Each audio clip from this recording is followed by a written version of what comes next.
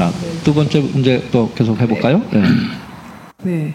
남편은 일 중독 증세, 외골수 성향이 강한 사람이고 지극히 내향적이고 말이 없고 표현이 없는 사람입니다. 저는 외향적이고 말로 표현을 잘해주는 걸 아주 좋아하고 활동적입니다. 이런 반대되는 성향들을 사랑으로 이해해주지 못했던 것 같아요. 이런 부부들이 서로를 더 잘 사랑하기 위해서는 어떻게 대화를 해야 하는지요. 이런 것에서 오는 불소통과 갈등으로 상처가 골마 터졌을 때 어떻게 대처해야 하나요? 이런 질문이에요. 아, 이건 이제 소통의 문제네요, 그죠? 네. 일 중독, 외골수, 근데 내향적이고 말이 없고 표현이 없다. 아, 답답하죠. 말 없는 사람 바로 옆에 있어요. 아, 그래요? 말 잘하는 사람.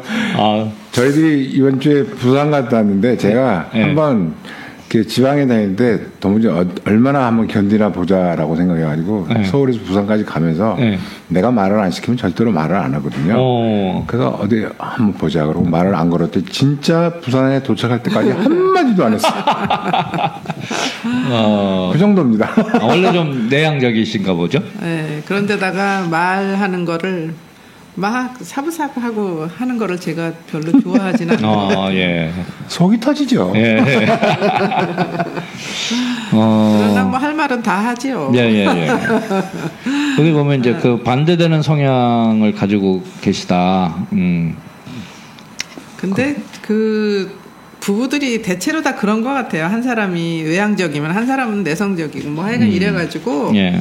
그 부족한 거를 서로 채워주라고 하느님이 그렇게 짝을 맞춰주신 건 아닐까 저는 그렇게 생각해요. 그렇죠. 서로 보완을 해야죠. 네. 둘이 다 만약에 너무 말이 많아서 시끄러워서 못 살 것 같은데요. 둘 다 말이 많으면 부산까지 가는 동안에 차가 떨어져 부서질 겁니다. 막 차는 시끄러워가지고. 야, 이것도 굉장히 많은 문제일 것 같습니다. 예. 많은 문제죠. 네. 많아요. 한쪽이 굉장히 내향적이고 말이 없으면 정말 답답하고.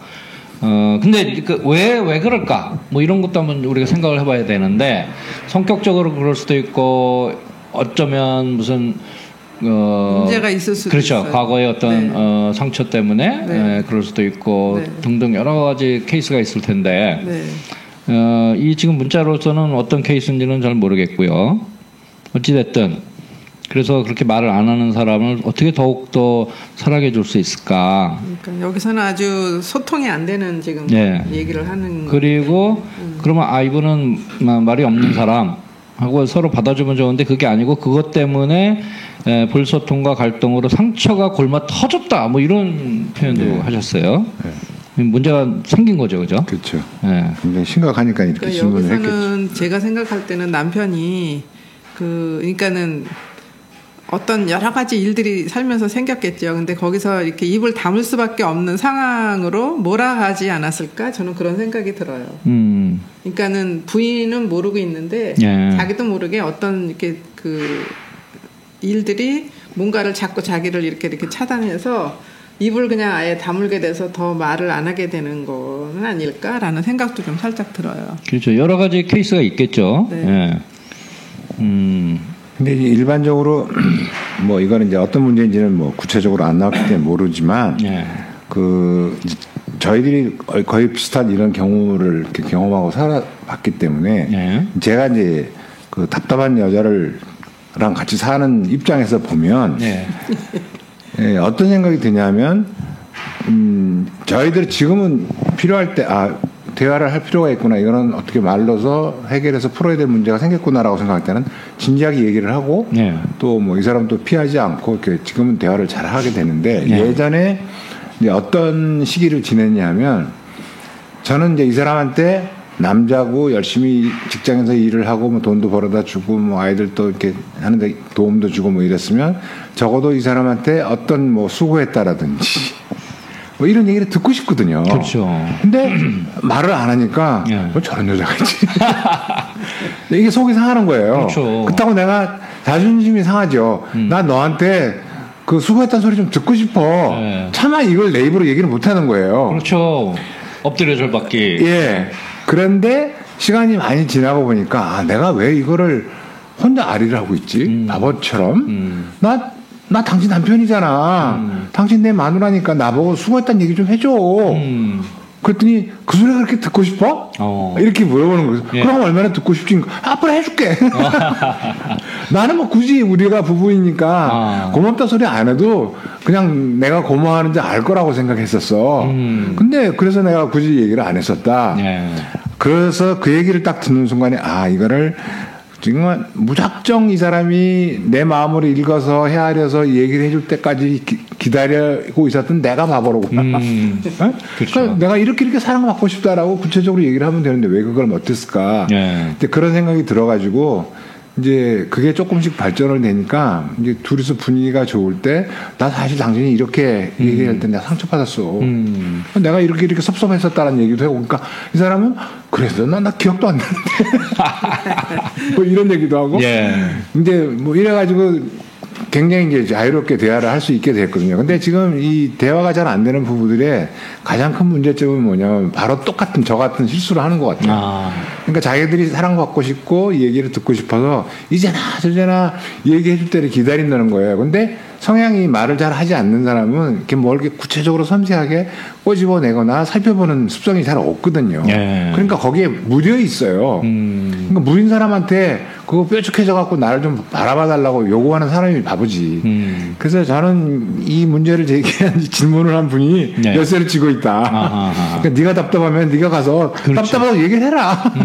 그리고 듣고 싶은 얘기도 하고 네. 이런 문제 때문에 상처받았다고 얘기를 해라. 그게 네. 제일 올바른 해결책이 아닐까라고 생각이 들어요. 그러네요. 여기 지금 이 질문하신 분이 이제 아내가 남편은 일중독이고 외골 쓰고 내향적이고 말이 없고 표현이 없는 사람이다라고 이미 알고 있는 거잖아요. 그렇죠? 예. 알고 있는데 그거 때문에 상처를 받는다. 이거는 조금 자기 문제인 것 같아요. 그렇죠. 자기 문제죠. 미안하지만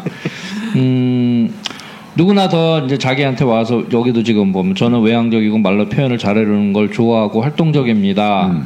그럼 활동적인 사람이 문제를 해결을 해야 될 거 아니에요. 그렇죠. 네. 그러니까 그리고 이제 또 한 가지 우리가 또 짚어봐야 될 것은 그럼 과연 아까 말씀하셨듯이 나는 이렇게 속으로는 이제 좀 칭찬도 듣고 싶은데 말을 안 했다. 그때 그건 말을 안 한 이유가 뭐냐? 자존심. 그렇죠. 내가 일부러 뭐 엎드려 절받기냐, 막 이거 좀 해다 이렇게 할 그런 마음은 안 생기는 거란 말이죠. 네. 근데 그건 어떻게 보면 자연스러운데 또 한편으로는 부부 아닌가, 그죠? 네. 부부 안에서 무슨 얘기를 못 하겠어요, 그죠? 네. 모든 걸 다 얘기할 수 있는 사이가 돼야 되겠죠. 그랬을 때 그러면 그 자존심을 내세우고 내가 말을 안 하고 있는 거와 그 자존심을 버리고 내가 이제 나 이거 필요해 하고 얘기하는 거와 물론 이제 후자가 훨씬 더 이제 문제 해결하는 방법인데 과연 거기서 그게 자존심인가? 한번 우리 좀 생각해 봐야 될 것 같아요. 그죠? 그러니까 우리가 흔히 생각하는 자존심 그것이 정말 진정한 자존심 스스로를 존중하는 마음인가? 말 그대로. 그랬을 때는 조금 그 상황은 아닌 것 같아요. 그러니까 우리가 착각하는 거 아닐까? 자존심이 과연 뭐냐 도대체 라고 했을 때 그러면 이제 우리가 흔히 그런 상황에서 자존심 버려라 뭐 이렇게 얘기를 할 수 있는데 과연 그게 자존심이냐? 라고 봤을 때는 좀 우리 안에 그 말 표현이 조금 틀린 거 아닌가 이런 생각이 들어요. 그건 자기를 스스로 존중하는 마음은 아니다라는 생각이 들어요 저는 지금. 네. 자존감하고 뭐 또 자존심하고는 좀 다른. 그렇죠. 우리 표현이 다르죠. 완전히 다른 거고요. 네. 그래서 저는 이제 부부니까 이제 가정에서 단 두 사람 사이에 이런 문제들이 있을 때 네. 이렇게 이제 조금 쉽게 생각을 해보지만 네. 교회 공동체 안에서 이제 가끔 네. 이게 조금 심각한 문제로 바뀔 때가 있어요. 특히나 이제 뭐 그 공동체를 책임지고 있는 뭐 신부님이나 뭐 아니면 어떤 단체를 이끌고 가는 뭐 수도자들이라든지 뭐 이런 분들이 상처를 받거든요. 신자들이 툭툭 자기들은 생각 없이 한마디씩 툭툭 뱉는데 이제 생활이 다르잖아요. 예. 평신도들하고 사제들은 생활이 다른데 평신도들은 자기 평신도의 입장에서 이렇게 툭 한마디 던지면 예. 과정을 이루지 않고 계시는 이제 사제들은 이제 그런데 상처를 많이 받으시거든요. 예. 근데 이거를 어떻게 해결을 할 거냐. 근데 보통 신자들은 어떻게 생각하냐면 신부님이 참아야지. 신부님이 참아야지. 신부님은 우리의 목자인데 우리를 끌고 가야 되는 사람이니까 왜 신부님이 상처를 받아 우리가 이렇게 생각 없이 했던 말을 뭐 이렇게들 생각한단 말이에요. 그러면 신부님들은 어디 가서 그러면 이거를 해소를 해야지 되나. 근데 제가 이제 어떤 뭐 이게 좀 굉장히 좀 심각한 문제 때문에 한 신부님하고 이렇게 사석에서 식사를 하다가 이제 그런 호소를 제가 들은 적이 있어요. 그 신부님이 힘들어 죽겠다고 그렇다고 내가 쪼잔하게 신자를 붙잡고 앉아서 너 그렇게 나한테 상처 주면 되냐라고 얘기할 수도 없었고 이거를 감내하자니 굉장히 마음이 아팠다. 그런 이제 호소를 하신 적이 있어요. 그런 거예요. 그러니까 조금 더 구체적으로 얘기를 하면 이제 신자 공동체들하고 이제 뭐 이렇게 사석에서 이제 술을 한 잔 먹을 기회가 생겼는데 이제 술을 주는 대로 잘 받아 먹어야 되는데 이제 워낙 술이 약하시기 때문에 거절을 하셨대요. 그랬더니 그 이제 그 뒷담화가 돌아다니는 게 저 신부는 말이야 도도하게 우리들이 술 좀 받지도 않고 막 이래. 근데 당신은 술이 굉장히 몸이 약하시기 때문에 그래가지고. 그런데 그 얘기를 듣고 나서 그러면 좋다. 내가 어디 한번 먹어보지 뭐. 이래가지고 또 이렇게 좀 과하게 주는 대로 이렇게 받아 드셨는데 뭐 거의 몸을 가누지 못하고 사제관에 겨우겨우 들어가셨대요. 그랬더니 또 그 다음날 들리는 소리가 저 신부는 맨날 술만 마시고 돌아다닌다. 네, 이렇게 해서 굉장히 힘들다라고 얘기를 하시면서 막 하소연을 하시더라고요. 그래서 제가 신부님 다음 주 강론 때 그거 말씀하시라고. 사실 내가 이렇게 해가지고 2번이나 상처를 받았다라고 말씀을 하세요. 그랬더니 그러면 신자들이 또 뭐라 그러지 않을까. 차라리 말씀하시는 게 더 좋겠다. 그래서 차라리 신자들한테 어떻게 그 사제를 바라보는 눈이어야 되는지 먼저 호소를 하시는 게 더 좋지 않겠냐고 이렇게 말씀을 드렸더니 모르겠습니다. 그 다음에 어떻게 됐는지는 결과는 모르겠는데 하여튼 저는 그렇게 생각을 해요. 그러니까 저희들이 많은 사람들께 상담을 하지만 문제를 느끼는 사람이 열쇠를 갖고 있더라고요. 이것도 그렇죠. 그런 눈으로 보고 싶었어요. 그리고 이제 한 가지 그는 뭐랄까 그냥 사족인데요. 남편이 일 중독 증세라고 하니까 요것도 좀 이제 문제가 있는 것 같아요. 사실은. 그러니까 중독이란 말 자체가 굉장히 부정적인데. 너무 일에 치중하면 물론 열심히 일하는 건 좋은 거지만 중독 증세까지 표현될 정도면 좀 문제가 있는 거 아닐까 이런 생각이 들어요. 워커홀릭이라고 보통 이제 그러잖아요. 그랬을 때 요즘 또 흔히 요즘 우리 사회가 조금 되게 변화되면서 옛날에 무슨 산업 일꾼 경제 발전 말면서 막 앞만 보고 달려오다가 이제 최근에 이제 그 워라벨이라는 표현이 있어요. work이라는 것과 life 우리 라이프 생활 그걸 밸런스를 맞추자 그래서 워라벨 이런 표현 많이 써요. 그래서 예를 들면 야 너 돈 많이 줄게 나와서 회사에서 한 20시간 일해라. 싫다 이거죠. 넌 내 생활이 있는데 그래서 나는 일을 8시간만 하고 나머지 내 인생을 즐기겠다. 그래서 밸런스를 맞춰야 된다. 굉장히 중요한 문제예요. 그게 사실은. 물론 요즘에 이제 직장이 없어서 이제 뭐라 그래 그걸 백수.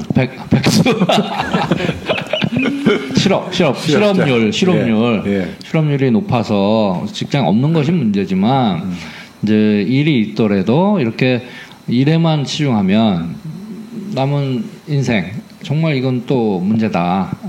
우리 인생을 즐겨야 될 거 아니에요, 나름대로. 그러니까 꼭 즐긴다는 말이 놀고 이러는 게 아니라 정말 풍요로운 삶을 위해서 일도 하고 좀 쉬고 취미생활도 하고 가족과 뭔가 친교를 나누고 이웃과 친교를 나누고 이런 뭔가 또 다른 그 시간이 필요하다. 이것은 생활의 삶의 질이거든요. 그렇죠. 삶의 질을 우리가 얼만큼 높이면서 살 수 있을까? 그게 이제 아까 얘기한 우리 인간의 존엄성, 인간의 인권 문제 이런 게 다 포함이 되는 거거든요. 그랬을 때 정말 이 일 중독이라고 하는 것은 우리가 좀 지양해야 된다는 거 좀 생각해봐야 될 문제입니다. 저 잠깐 이런 생각이 들었어요. 네. 그 일 중독으로 가도록 부인이 뭔가를 원인 제공을 하진 않았을까라는 생각이 살짝 스쳐갔어요. 그렇게 하면서 네.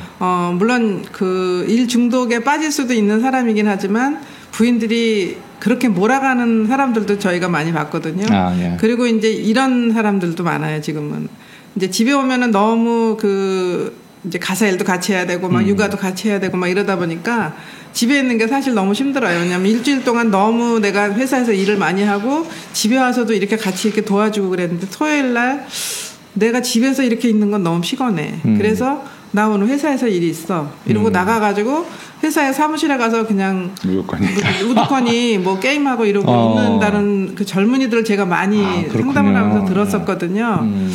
혹시 조금 그런 의심이 얼른 살짝 가면서, 그러니까 부인은 자기가 제공했는지 몰라요. 원인 제공했는지 모르는데 이제 그런 거가 있나도 살펴보면 좋겠다라는 생각이 지금 살짝 드네요. 그러네요. 예. 예. 그러니까 예를 들어서 이제 일이 일하는 게 오히려 그러니까 일하는데 에너지를 소비하고 뭔가 나를 이제 예를 들면 내 삶을 내 시간을 깎아먹는다고 생각했을 때 누가 그걸 많이 하겠어요. 근데 그거보다 집에 와서 이렇게 편안하게 쉬고 가족과 놀고 친교를 나누는 게 훨씬 좋은 건데 그것이 잘 안 되기 때문에 오히려 그냥 직장에 들먹히느니 회사로 도망간다. 네. 그러면 이거 하여튼 그 밸런스가 무너진 거예요, 그죠? 그렇죠. 그랬을 때 분명히 그 원인을 찾아야 된다. 그렇죠. 왜 그럼 내가 집에 와서 있는 시간을 거부하고 오히려 일을 할까? 그러니까 이거는 이제 본인 스스로도 좀 점검을 해봐야 되고 그렇죠. 또 부인이나 이 가족들이 한번 함께 왜 집안에 있길 싫어하는가 뭐 이런 것도 좀 우리가 점검을 해봐야 된다. 그렇죠. 이런 생각이 듭니다. 참 좋을 것 같아요. 그러니까는 그냥 부인 입장에서 생각을 하고 제가 이제 그래도 이만큼 살고 이렇게 하다 보면 남편들이 밖에서 일하고 집에 왔을 때 집은 내가 잘 쉴 수 있는 집이라고 생각을 해서 집에 와서 내가 편안하게 쉴 수 있다면 사실 집에 빨리 들어가고 싶을 거 아니겠어요? 그래서 정말 그런 공간으로 인식할 수 있도록 부인들이 좀 배려를 해줬으면 좋겠다라는 생각이 지금 들었어요. 그렇죠. 네. 그리고 이제 어느 공간이건 간에 뭐 집안이건 아니면 회사건 일터건 그 자기가 거기에 있음으로 인해서 거기에 어떤 존재감도 느끼고 내가 여기 있어서 정말 이 공동체가 집안 공동체든 회사 공동체든 의미가 있고 가치가 있다. 양쪽 다 소중한 곳이다. 그리고 거기서 보람을 느끼고 그러면서 이렇게 밸런스를 맞춰가는 그런 어떤 점검이 필요하다. 이런 생각이 듭니다. 네. 또 다른 문제가 없을까요? 여기서 지금 이 상황에서? 뭐 마찬가지죠. 그러니까 부인들이 저는 항상 부인들이 호소를 많이 들으면 좀 남자들 편보다는 부인들이 편이 될 때가 많이 있어요. 사실. 예. 근데 그 보통 이제 남편들이 퇴근하고 들어오면 부인들이 그 퇴근하고 들어오는 남편들한테 막 이것저것 막 주문을 하거든요, 사실은. 예. 뭐 애도 좀 봐줘야 되고 뭐 쓰레기도 버리러 나가야 되고 뭐 여러 가지를 막 주문을 막 한단 말이에요. 그러면 남자들이 이제 질린단 말이죠. 근데 부인은 계속해서 남편 퇴근할 때만 기다리고 있었던 거죠. 너무 그렇죠. 자기는 또 자기 집안 일에 이렇게 몰리니까. 그렇죠. 근데 자기가 자기 입장에서 보면 항상 몰리고 힘들고 빡빡하고 뭐 특히나 애들을 둘만 키워도 이거 사실 전쟁이거든요. 그럼요. 근데 그렇기 때문에 이제 남편이 들어올 때만 기다리고 뭐 이제 이렇게 되는데 이거를 좀 더 우리가 아까 신부님 말씀하신 것처럼 우리가 하루나 24시간을 어떻게 배분해 놓고 살 것이냐. 이게 진짜 굉장히 중요한 것 같아요. 그러니까 돈은 많이 벌어야 되고 또 그러면서도 잘 쉬어야 되고 언제 벌어서 언제 쉬냐. 해야 되는 밸런스가 필요한데 근데 제일 중요한 문제는 뭐냐면 그 밸런스가 깨지는 가장 큰 이유가 다른 사람의 삶을 보고 내가 뒤처진다고 생각하기 때문인 것 같아요. 가장 요즘 많이 드는 비유가 뭐냐면 적어도 집에 강아지 한 마리나 고양이 한 마리는 키워야 되지 않냐. 적어도 1년에 한 번 해외여행은 가야 되지 않냐 이런 관념들을 갖고 있어요. 고정관념들을. 근데 사실 강아지 한 마리 키우는 게 사람 한 사람 키우는 것보다 어린이 하나 키우는 게 더 힘들거든요. 그러니까 얼마나 많은 노력을 해야 되죠. 그렇죠. 근데 그러면서 그 강아지는 뭐 가족이니까 못 버린다고 이렇게 얘기를 하면서 그거 힘들어 죽겠다고 그러거든요. 그럼 뭐 뭔가를 결단을 내려야 될 필요가 있죠. 남편은 남편은 밀어나 그러면서 남편은 밀어나. 그리고 아니 왜 우리가 언제부터 해외여행을 1년에 한 번씩 가야 중산층의 대열에 든다고 착각을 하느냐는 거죠. 그런 것부터 좀 우리가 다른 사람의 삶으로부터 나는 왜 살고 있고 무엇을 위해서 사는지 한번 되돌아봐야 될 필요가 있다. 그래서 그렇게 밸런스를 맞추면 많이 살기 좋은 나라가 됐고 세상이 됐기 때문에 좀 더 여유를 갖고 다른 사람을 헤아려 보고 다른 사람의 입장이 돼서 볼 수도 있지 않겠나 그런 생각을 자꾸 하게 돼요. 네, 맞습니다. 우리가 무엇을 하든 간에 중요한 그 삶의 의미 또 가치 이런 걸 좀 생각해 보면서 우리 삶을 일상안에서 좀 이렇게 돌아보면서 하나하나 깨달아가면서 조금 더 삶의 질이 좋은 방향으로 나갈 수 있도록 여기 가정 안에서 서로 배려하고 협력해야 될 것 같습니다. 네. 오늘 이렇게 또 나와주셔서 고맙습니다. 고맙습니다.